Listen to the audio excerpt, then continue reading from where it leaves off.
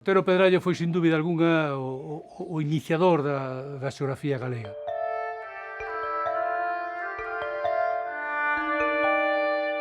A visión que tiña da paisaxe e do territorio Otero Pedrallo baseábase en analizar, primeiro, digamos, as entidades territoriales, as aldeas.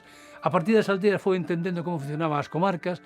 A partir de entender como funcionaban as comarcas, entendía como funcionaba, digamos, as grandes rexións da xeografía galega, e, ao final, decatábase da importancia de todo un territorio común, con as características diversas, pero con unhas condicións históricas, lingüísticas e culturais semellantes, que facía o que realmente, desde o punto de vista de moitos autores, o que sería, por exemplo, Barré, que era unha nación, non? A visión nacionalista de Otero Pedrallo basease tamén ou construíse, mellor dito, a partir de o seu estudio da xeografía. Outros investigadores centráronse máis na parte puramente descriptiva da xeografía dun territorio. Otero o que buscaba sempre era facer fincapé na importancia que tiña a actividade humana. Frente a unha visión descriptiva do territorio, o que sempre dicía Otero Pedrallo que o territorio non era un escenario.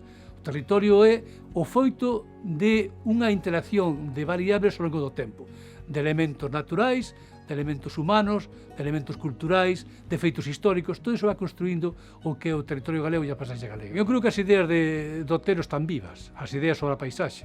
Esa visión dinámica, esa visión que engloba todo, desde o natural ao antrópico, está presente. E a non solamente está presente, sino que é fundamental. Non se pode entender unha paisaxe se non se entenden os elementos que están aí na paisaxe. Elementos naturais, elementos históricos, elementos culturais.